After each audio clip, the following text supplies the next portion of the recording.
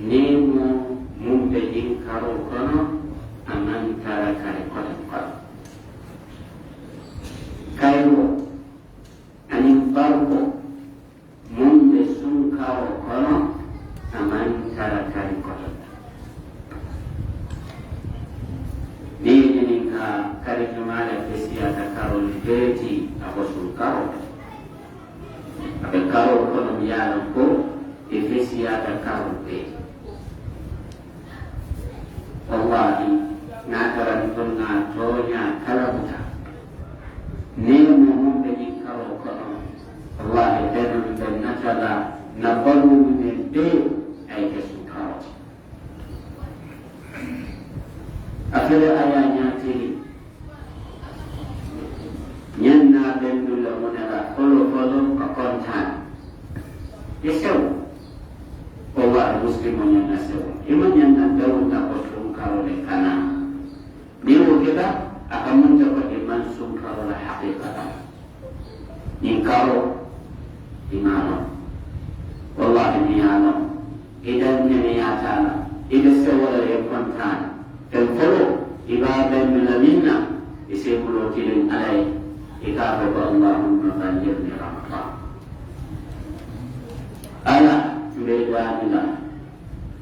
ala bedamila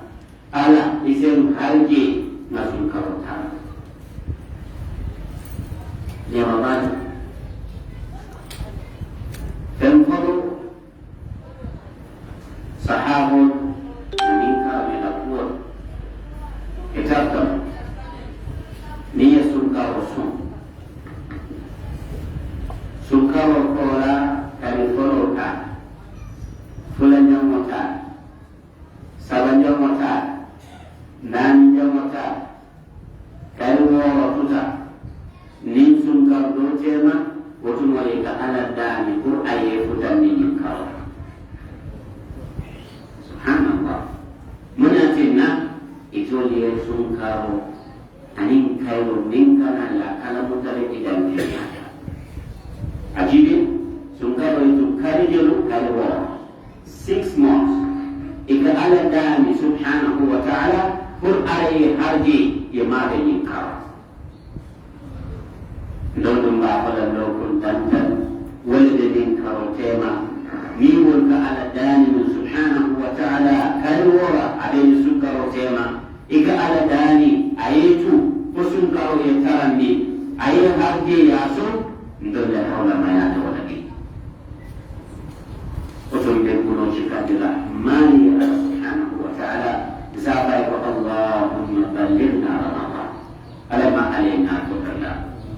أي الأرض فننكاسو إلى عليه الصلاة والسلام يسنكر تدو أتبتم أتاكو الصحابة يقول أتاكم شهر رمضان شهر مبارك akapali kusungkawo fele aya nyatiri sungkawo fele adun tal kono kawo fele biya ko abarkata ajibi syahrul mubarak dolbe ka barko le jini barko ni mo do wasai akoy ko alama ale su barko le gamne ko amin ala ko kawo fele minga sungkawo kali tiji impakata ulama kita alaihi salatu wassalam ayam mampu tako syahrul mubarak kalau lebih yang apa kata kila sallallahu alaihi wasallam fi tuftahu abwabul jannah wa fi riwayat abwabus sama ini kalau dunja aljana bundar kayale tembuka tauhid jahannama bundalka soram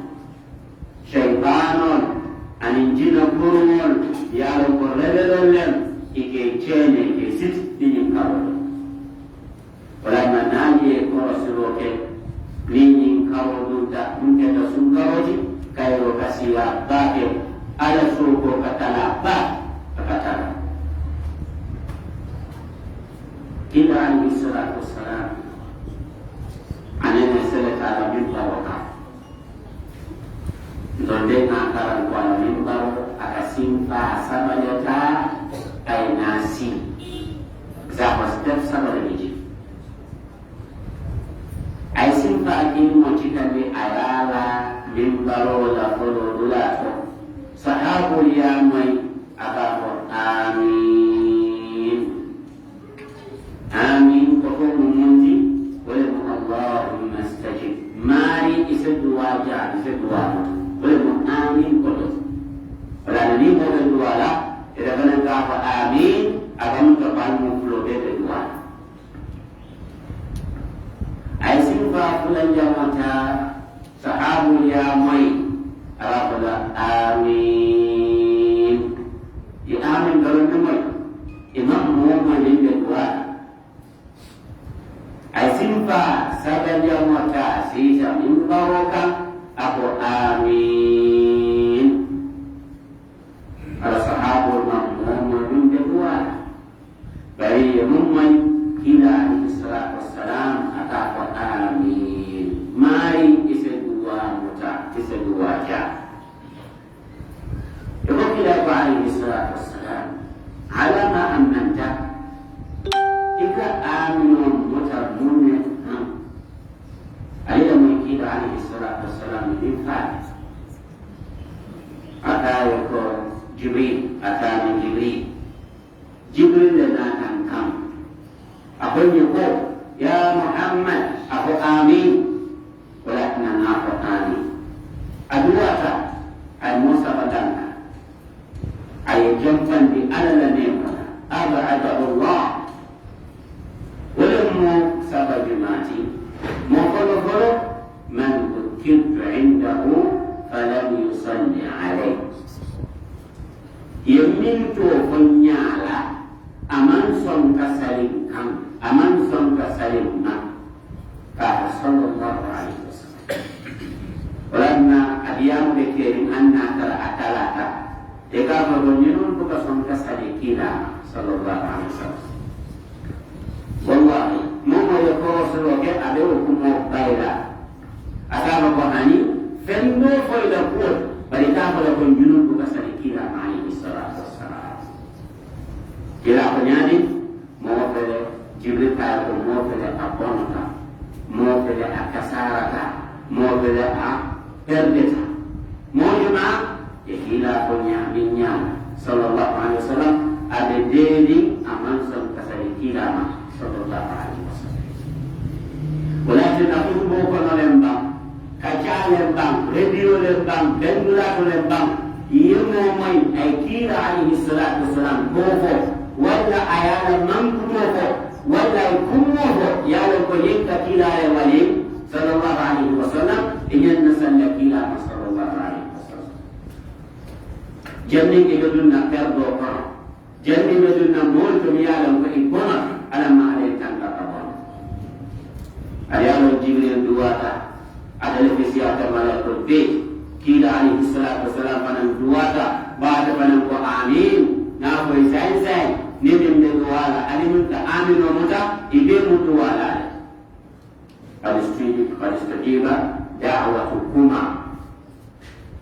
ala wala Musa ani Harun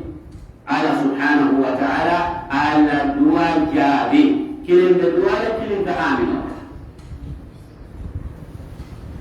mun da jamo kila sallallahu alaihi wasallam jibril ayako moom yàlla ko adraka walidayhi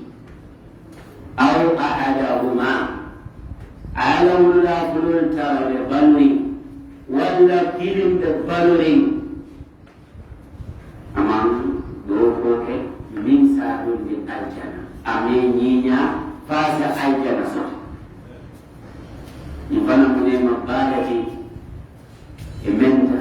ibanu yaka yira wulula fulol tara e baluri walla e kirin tara e baluri aljana bunda fere ayelete mo fere adayeleta a perdeta a manson kala wulula nyinya ka tokoto ka balkoni ka dunyoni fo ala subhanahu wa ta'ala sa dunya ay dum aljana dila wulula e baluri yang negara sababu di dalam tubuh kita, orang kenyani dia pun kenyinya kekoro o bana ma fantu wala nsala minna hadithu la bandula ila sallallahu alaihi wasallam jibril kunya ko apa amin enggak apa amin mau dari adam kata akasara radina anfu imri'in adraka ramadan falam yughfar lahu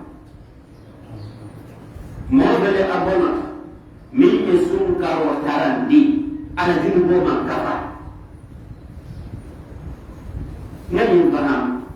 hadithu do ya fa sun karo hani do man dinne akata asake sababoti ila junubo e kon kon ay kafa jumale man sura junubo kafa ron jumale man ala kon jumale ma fan toni kabrin selum sun kawo ko ina jumale ma fan toni moti jami sa bulo wule ndeda hani la kam bulo wule anu ngaram ka do fanante hani la ye bulo wule di koy ma ala toni ko ni sanjano na ta junubo ka kafa nyanna sewala ko man nyanna sewa ila sallallahu alaihi wasallam sunu kawo la todo dula aljana bunda le kayen jahannama bunda sar shaytanu yesiti ala ka jongol kam foro yanni dimbado mama ali wala neba ise kare ko mande kare dimma akon do mo yenati abala fata haram ya ta dunna jahannama ko wani ko ala ya kamo foro yanni kado dimba anu modo den kono ibe musodorale inkaro kono min kanate almale mulo ko ya sai ya sabe ko kare nene de dunna dimba abalo tanka ta dimba duno abalo tanka da alla yang tanka to alma alayka ko andu ila alaihi salatu wassalam wa dhalika fi kulli layla umsu tolati kabin sun kaula futa fulo fujjani babla wasama da musawati yamman ne mo fi ba wala muslim wa yanna kuntanna anyanna sewolale nin kamma ko sun kawole kana tabi sun karona be sedo je sa ko an kono le tambini isaja rosas ko manja rosas ya be nyaali ni mo kono ke ni fase sun no ba ko sa be mo ne kono aba farahan bainama wallahi alam ya'lam ko fembu kamama ayano munde siso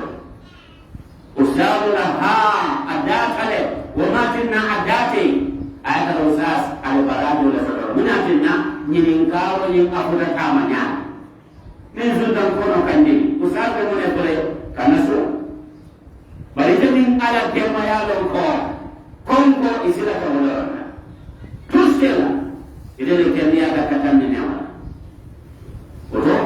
muti ala fere no la subhanahu wa ta'ala nyin kawo di usasa jabi badalon ko usasa min jabi wala mun be san bada amanke ko wala be safari ala ya subhanahu wa ta'ala mam fal kamma iko san ko wala kadini ni sunta o sala benna akam batandi ngono kamamma usasa ko ning yedo mo ni doke ye miskino do marani banna tara wotije ala ya Allah subhanahu wa ta'ala an sewa de kontan aya lo ko yenna mo kay wotin to ye ala subhanahu wa ta'ala ala takanna junubul de kafar walakinna anata yin kawo farbe bi nasun mo mo yasun idan jami'a alala ijikita alala ila junubul de kafar ala ma alayhi wa aqulu qawli hadha wa astaghfirullah li wa lakum fastaghfiruhu innahu huwal ghafurur rahim.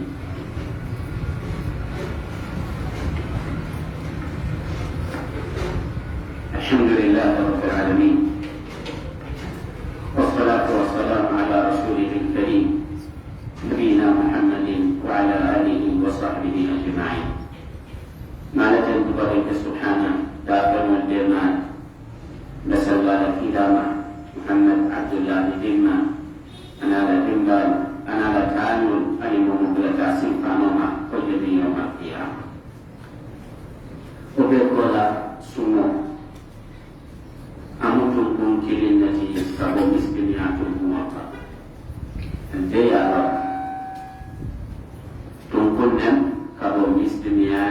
buldurol ko tunkumo barama Allah akan sunu bake isike kama moje adeken deyari tustal akadoloke sungkaro jidikul alama ko fardole nin ko fardole wal wajib ya ayyuhalladzina amanu kutiba alaykumus siyam ajul mu'minin tamani ta'ala aljan kina ta'ala ala yang kini aliyetan ko akali ko ngasuno fardaya takkan forse ni me dambu akan to kedi fambo di limani amot bila ala ya ayyuhalladzina amanu ajul mu'minin Ajul mol nyalam bal tuman kita alama kutiba alaikumus siyam semua fardu yang dalkat alat itu kaifa kisalo semua bukan muha semua dia ada kila wala na kama kutiba alal ladina min qablikum hadhihi tasdiyah anaka ke jusonya apa yang kau anu ngafal yang dimulka biar kau yang sabar alhamdulillah ulsuntai manfa ulsuntai mangkeru ulsuntai mangkasar itu benar akan muncul semua orang lah bagi nabi doktor yang akan dibuat semua kamu menjaga dia Allah semua Allah Taala Azza wa Jalla ayatnya mari temu tenna alam kona kaya biji ayam fatan di temu tenna alon kona kaya cici alama alain asu mantap itu semua ben mulai nak kalau dua kalau seputar dah aku mana tak kan dua mau kan sahabat tertentu ke alat dan pun ayam ada di suka lolong tidak dan judanya lolong dan judanya alma dua siang itu ada semua ni apa saja itu Ibu Allah Subhanahu wa Ta'ala. Junub al tuji. Junub al tuji. Syarqul yang Quran sera junub dimon kafa. Junub kafa roje. Bari jumani wale mole riyalon ko inyam kata junub bala. Aina mo janna dole sunna fo yending ila junub man kafa. Maksudnya ba ayat munafinna atunan tajunub bala fa junub bala abu kafaru nyama ko amali yenisa ayo junub duje ayo tawota ayo maniota ko ade murula wo junub ka ni jam pada junub bala sungkaro ke sababu ila junub nasamo minna ka adama diya nasur ala kafar Memang tidak cuma cinta baik. Syartnya, kalau dia pasarnya ni ko, junubul bese kaba, nahan tu junubul baik. Doi pasar bahani, pun junubul ni wali pasar, syartnya pun isi jam pun junubul baik. Ni ala Quran. Kullukum tuqtiruna bil-laili wan-nahar. Adul bidaka baik. Adul bidaka mistake. Adul bidaka junuboke. Mesamana ada wala. Taman iman ada wala. Taman iman ada wala. Ada mandimo, ada tangkan wala taman iman. Wala na ala ko na jam pada junube bala. Allah mesamana satu. Kalau mau kasar penyana kata punya junube bala pun abu kafoma kan. Sungkau dan nakala syartul lekam ada syartul kono at-taubatu ila Allah taubatan nasuha namun alaka matumi na yafo dan ala subhanahu wa ta'ala tumu ya lampo asenya alinna fi qiyamanya nina sungkau yang napa ando alama alayhi harja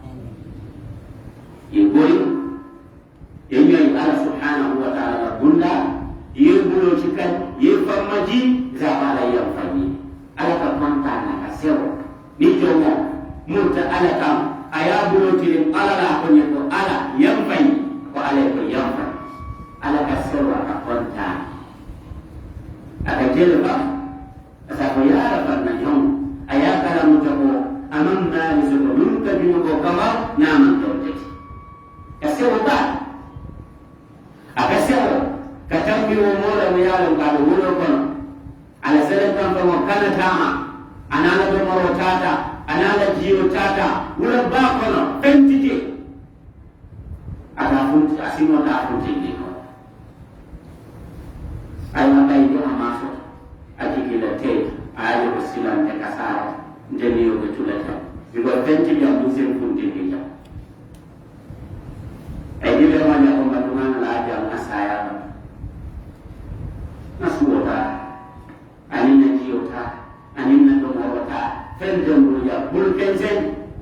ayena wono kasala ba sino lata sino to ko sino pata abaraka ayanya ele dorom ala suoje abe dori na kunna julo be yo ay julo mo ta awuta amot anata je ko na do mo amamman ki abe suoka na jiyo aman jolom abe suoka ala tempo akontan ta sewata apa ala ko tele mun na jomo de jere mani ya la ibama kuma kama ni aman saya bal munatinna sewo kamma akontano wali afili kila fasara aqta min shiddati farah abaita kuma kama anyanna bala ko ala ndele min jomoti itele marit bayana ta kunna kare ala mu jomota tele marit temma bulala naman temnemo ala mistego ala bolo yinkamma ay kontano isa ajibi ala kontano waka ala la kontano le kawara ni jomana ta ko ale ko yafanye male alma mo ala la kontona wala na ta ko he jumala den dan le dinu ka faro la farai suba ala ka bulo fere aka jowal kini aka ko jumala den dan la yam wala ngaya fae tilbulo fana wanyama jumala so bi sujo ko ayin dani yam fola ngaya fae ala ma ala yam fae fulan jamu ile suka o ben la minna ye ja fashirk wala shirk fulan taw ayalo minatina fulan ka pula ala tafem mutala adini tapaman ni wallahi adini tapaman kamu fajiru la tawa fajiru la falawla yefam mutabamu yefam mutajiwa yefam mutayani dia bela mi ala ko adati tilo ye boy imam barando so to alaya adini tapaman ni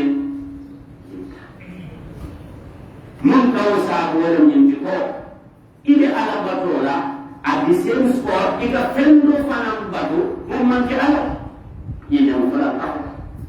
isum da ala alhamdulillah rabbil alamin ibe sunni idam malam yini rabu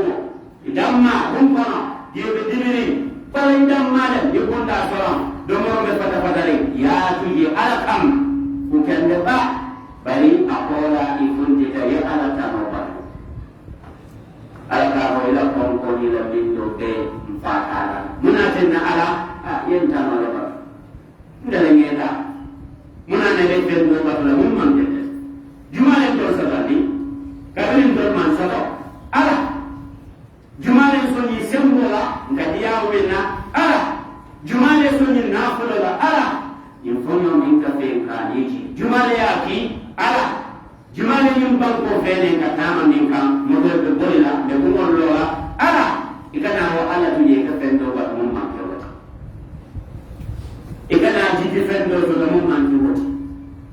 ikana sembe fenka min man ke wata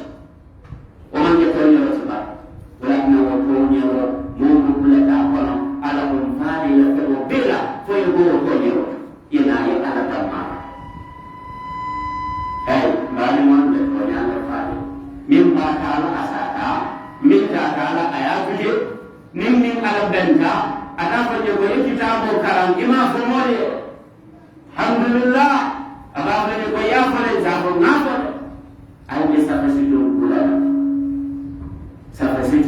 fen buka muta muslimo buka safo siti muslimo mi ala dino lo billahi manene wallahi tallahi ta tonya la fa muslimo mi ala dino mai abuka safo siti hay ni mo bi ja safo be jawo ta ya mo ni na sari ni wonde ni sal de la salo zero ngani karan kitabo ndama bala konga ngani karan kila alayhi salatu wassalam ala kuma kama ndama ba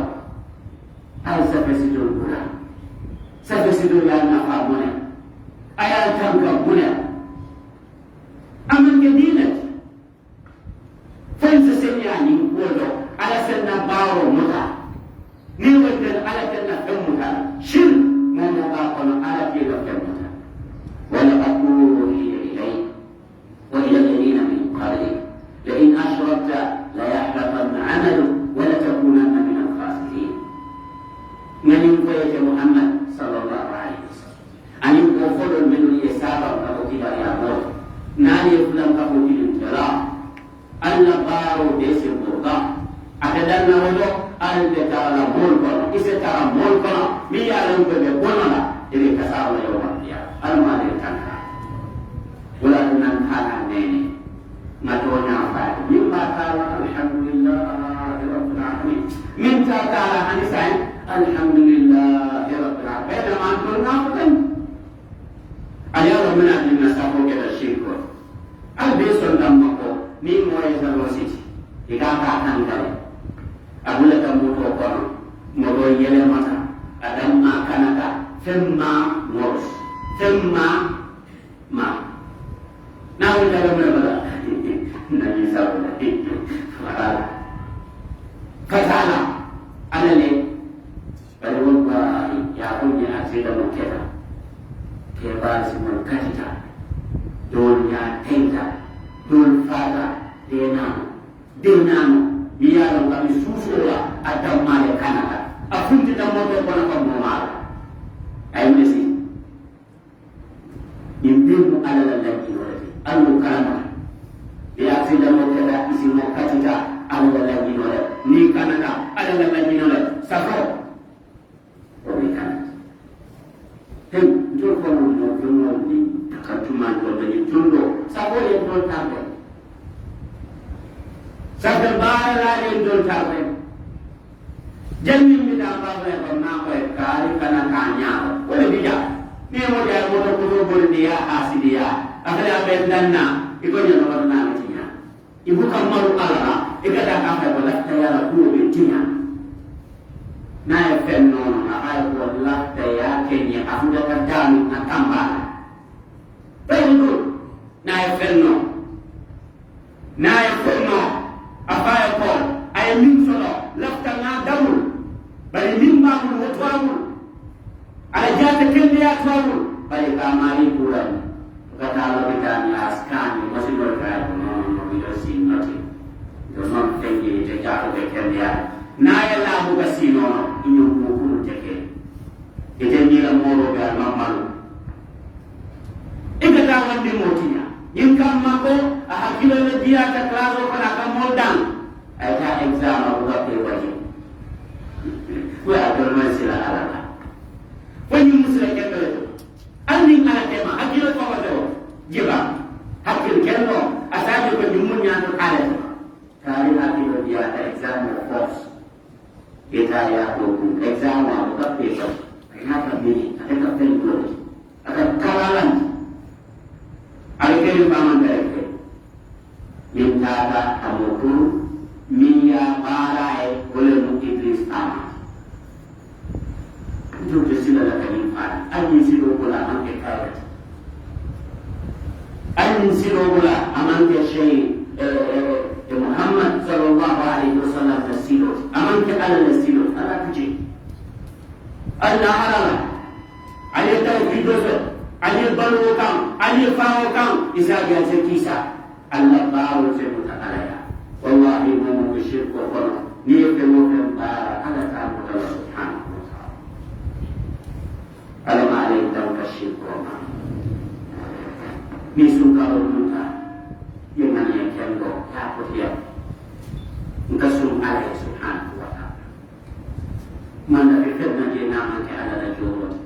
من الذي كيدنا من الذي كرمجي نعم الله سبحانه وتعالى على كنا صلى الله عليه وسلم على تبارك وتعالى على نبوته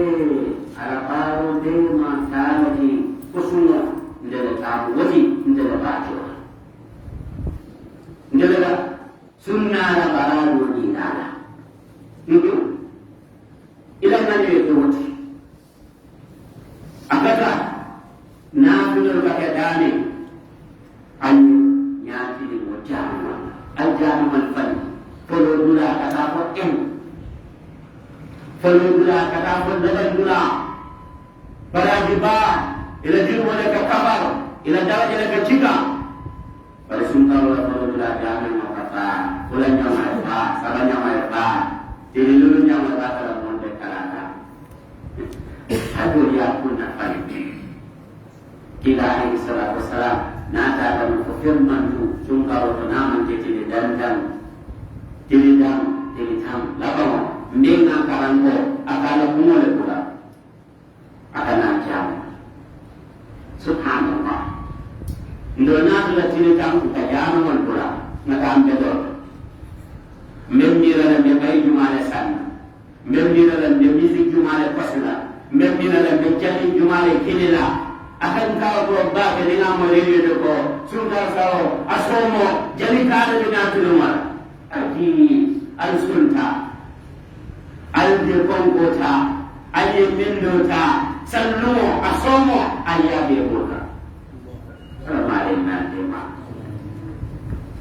Tidak ada di sallallahu alaihi. Jadi, nanti sunnah sudah dilihat dalam. Akan boleh akan jalan macam Aisyah. والله أخلوني أخلو كسلم علي فأسيم الجيد من رأي شيئاتي أكاد جي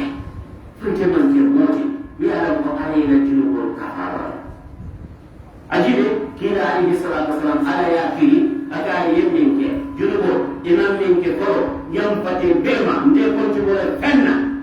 ونعوني أخلوني فاسيم الجيد Bisung kau kena mengatakan jamu coba anak kuping kongkal Quran karan karan dan umum tidak ada Sallallahu Alaihi Wasallam yang menjadi bukala.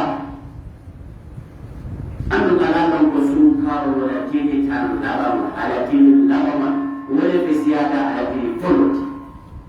Lakin yang dan dukul kala adalah ajan manfaat. Diri Imam Mulu al-Salca ayi bandi nyola ikasa fe ko yesugo bele las yesugo bele bandi sal ikasa fe ko ila jingo bele be konko yimbe ko barajo de al imam ko fanan tombo biya ko le kamu betiya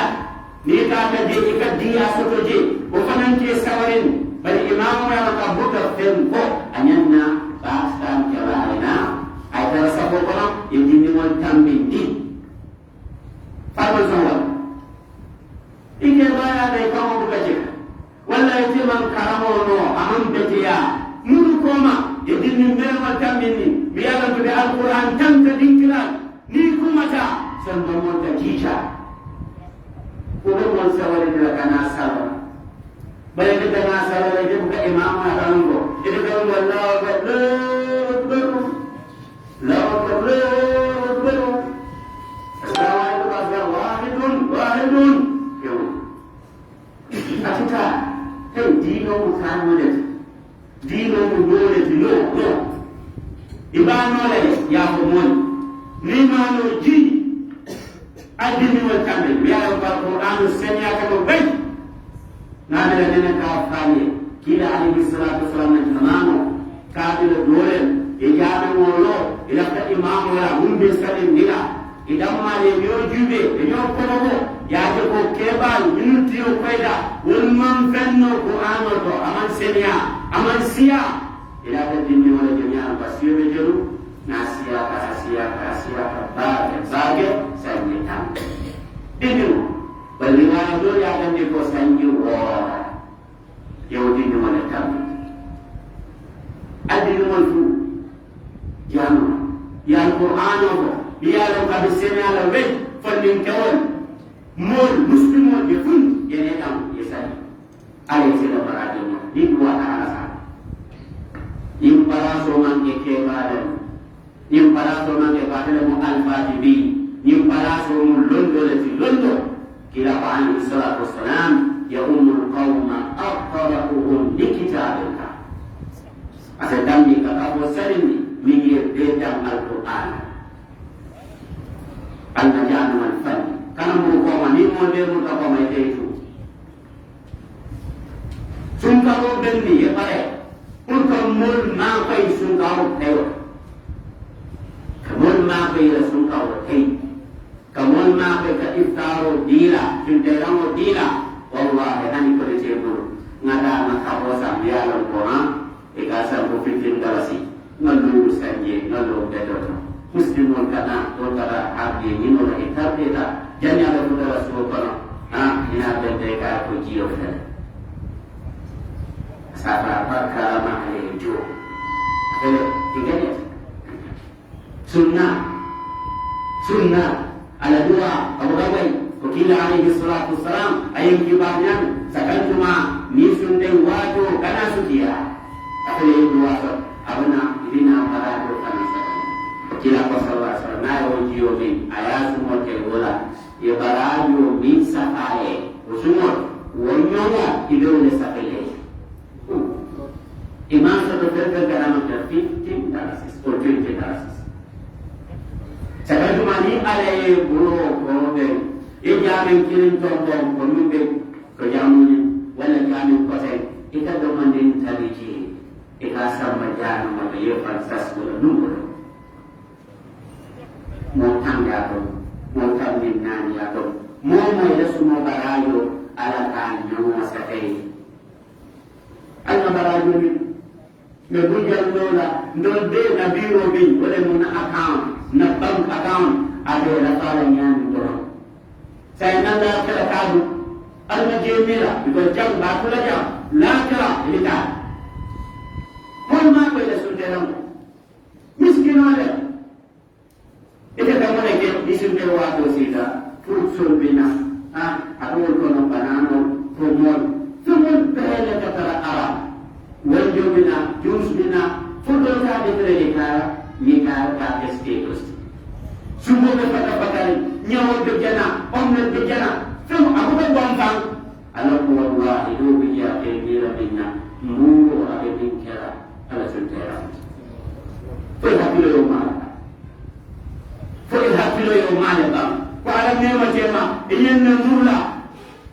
e ko mo tere ba mo mi ala ko de pata billahi don ama to subu do no kaberin selum banna asikan ada la no wote to ya muna cina ala nema de tema don ama to subu do ala ate tahala ate konyola aga kala ajomali madam jomal akala droy ibadi mo ma ko ala se ma fay ibadi mo fasa ala se fasa wato anna hot natu kila ali salatu sai ko sura ba akasuru ba akasuru anene dende ko dum ya ko ya dia ya taw ya tawa da yinya ne do ka ko Muhammad sallallahu alaihi wasallam ele dende ko yinya kita dilan ka ko mbadi adunda dum ko aya ura mai dodo aya ke kera ma kona na dia anene mo do jibe ada lori ada kila alaihi salatu wasallam kore jibe la bebe farin ning bayam mesamalla kila alaihi salatu wasallam aya jibe ada bode